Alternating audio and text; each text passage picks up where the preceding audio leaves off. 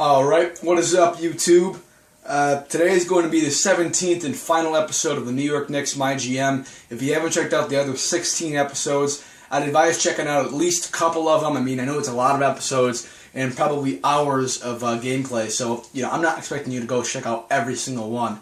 If you subscribe, then you can check them out as they come out, so you can check out maybe one or two a day, because I do upload in kind of short spurts. I upload maybe 3 or 4 per day. Every, I don't know, like 4 or 5 days. I don't upload them day after day. So you can check them out if you subscribe, or you can go back and you can check out a couple of the episodes. Up to you. Anyways, though, I know it's a lot of episodes, but I personally feel that this GM, General Manager, playlist series, whatever you want to call it, I feel that I've really done an in-depth analysis of everything to do that you need to do to make your team the greatest. And obviously, our team is number 1 on offense and number 2 on defense. And so at one point, we were number 1 on defense as well. So, that comes right back to the actual managing position of this. And to be honest, I truly feel that I gave an in-depth analysis of everything to do, so you can make your own decisions on the possibilities, different outcomes that you personally want, rather than just copying every single thing that I do. I feel that I've really given you the tools. Yeah, I'm going to be a motivational speaker. I feel that I've given you the tools to accomplish things on your own. Anyways, though, this team is obviously disgusting. I don't plan on making any shakeups. Every single player other than Shabazz Napier, Jason Maxiell, and Ronny Turiaf, they all have contracts for next year or team options for next year. So that's going to be great in retaining these players and keeping this championship lineup for next year. Shabazz Napier, I definitely plan on re-signing him. There's no doubt about that. He's young and he's getting better. And on top of that, he was a phenomenal backup for Steph Curry. Without him, I think we could have won the championship still, but I don't think it would have been nearly as easy. I mean, I personally like having players who back up for the actual position they play. Before I put in Shabazz Napier, I was putting in Tim Hardaway in the backup point guard spot, and I just think Shabazz Napier's a better player, not better with his skill, but better as because he plays the position, better to play that backup position. So I definitely will get him. Jason Maxiell and Ronny Turiaf, they've dropped off quite a lot. They obviously are old and they don't get very many minutes. But thank God for this little green rating on the side that you can see right there. If it wasn't for that little green rating, then to be honest, they would be god-awful. Jason Maxiell will be a 64 overall. Still somebody who I would give a contract to if he was 64 overall, but he understood his role as only getting 2 minutes a game, then that's fine. I'll give it to him if he only wants $500K like he did last year. Ronny Turiaf, he wanted $500K or something like that, like the league minimum last year, so that was great. I gave it to him, and obviously without that +7 rating, he would be god-awful, and I probably would not give him a contract. There's plenty of better options, but because he's been on the team for so long and he knows the team, obviously, and he loves the team as well, that rating goes up. So that's the only reason that he's still on the team, and he most likely will still be on the team for this year, or for the next year, actually. Player roles, obviously, there's a lot of good players on this team. So giving player roles out to certain players is difficult. It really is. But thank God that we have a lot of young players. And young players, you can, kind of work with them better because they're not going to be as bossy and demanding when it comes to what role they play. If you have a 28-year-old who's really good, he's obviously going to want to be a starter. Even if he's decent, he might want to be a starter still. So that's kind of what you have to deal with as the players get older. Because these players are young and they're still in the rookie scale contracts, giving them, I don't know why I'm on Ronny Turiaf. He's not even a rookie or on his rookie contract. He's 33 years old. James McAdoo, he's a great example. He's a guy who's really good, but he's on his rookie scale contract. Probably the best option to look at is Andrew Wiggins. He's on his rookie scale contract, but even being on his rookie scale contract, he's very young and he's very workable because you can put him in just about any position. Not position like a small forward, point guard, not like that. You can put him in any role that you that you please. So it works out a lot better to have young players like that. Iman Shumpert, he signed saying that he wanted to be a role player or a six-man, I forgot which one, but he signed on that basis. So if I really wanted to, I could drop him down to a six-man and put Andrew Wiggins in the starting shooting guard spot, and it would be just fine. I might actually do that, but I don't think I will because Iman Shumpert had a great run, and I personally would like to score some more with him.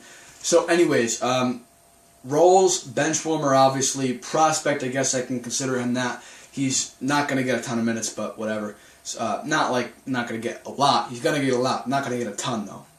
Serge Ibaka, obviously starter. I'm going to actually change him to a star because he is so phenomenal. Jason Maxey, bench warmer, obviously. Stephen Curry, he is a star, but I am going to keep him as a starter. Shabazz Napier, he's a prospect. I think I'm going to keep him at that. Prospect is a nice way of saying bench warmer. So if they're listed as a prospect, you can give them 5 minutes a game, even if they're really good, and they won't be that mad.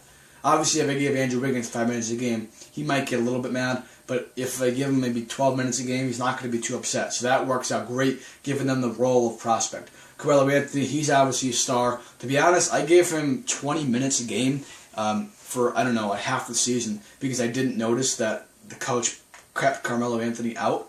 And he actually wasn't mad, so I don't know if that's a little glitch or what, but it's pretty good in my opinion.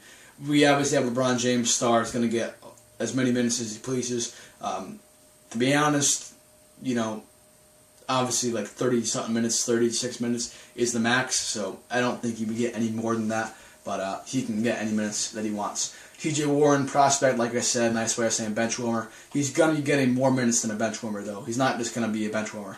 Andrew Wiggins, prospect, even if they're not going to be a bench warmer, prospect is a nice way to manage your players and keep them on that. Look at it this way: it's a nice way of being able to put them in any amount of minutes that you want. To make it easy on myself.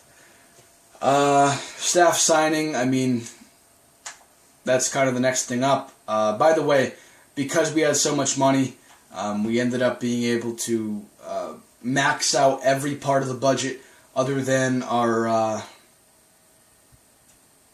don't know what it's called, but the part that is for team morale and shit like that, yeah. We obviously don't have many people to sign, team player options, we'll go on to that. Obviously, we have all these phenomenal players, so we're going to accept all the team options, and yeah, that'll be it for that. Qualifying offers, I am going to give him his qualifying offer because I want him back on the team. My free agents, Shabazz Napier, Jason Maxey, and Ronnie Turioff, I'm going to give them their contracts. So he wants $505K to come in as a bench warmer. I can't give him any less than $505K. Okay, I was actually going to give him less than $505K, but whatever. I'll give him $505K. That's fine. And I'll give Jason Maxiel $505K. Okay, yep, that works for me. Obviously, we can't be making a ton of moves in the free agency because we are, so low in the salary cap.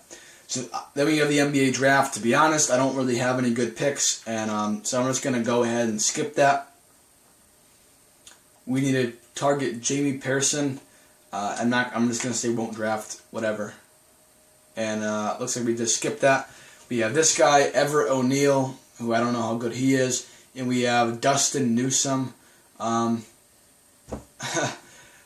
don't know if I should accept these contracts. They're pretty bad players. Most likely pretty bad players, especially this guy, so I'm just going to leave him onto that. And I'll keep this guy, just in case. So, as you can see there, our cap room is negative $27 million, so we obviously do not have any room to sign anybody. So, I'm going to go through and, see what people are accepting my offers.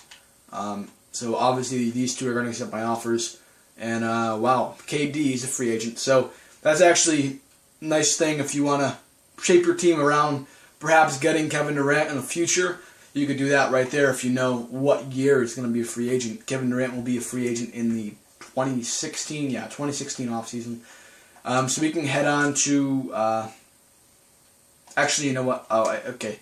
I can't stop the stimulation of the free agency period. So I just have to hope that Shabazz Napier is going to accept that qualifying offer. Otherwise, okay, good, great. Otherwise, I would have been without him, and that would have been kind of a pain. So next thing up is training camps. Big man offense for Andrew Wiggins. I'm going to say sure, just to keep my coach happy.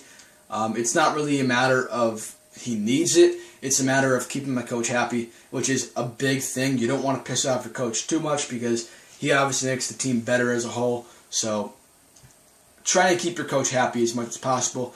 As you can see there, I have 36,000 VC, so it's not really a big deal for me. Yeah, it's going to be it for this video, though. Make sure you subscribe. Make sure you check out my other videos. At least a couple of them. I would advise maybe checking out the 16th episode.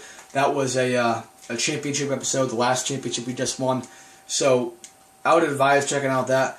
Personally, I think a lot of these episodes really give an in-depth analysis. So if you plan on managing the New York Knicks in 2K14, then maybe check them all out.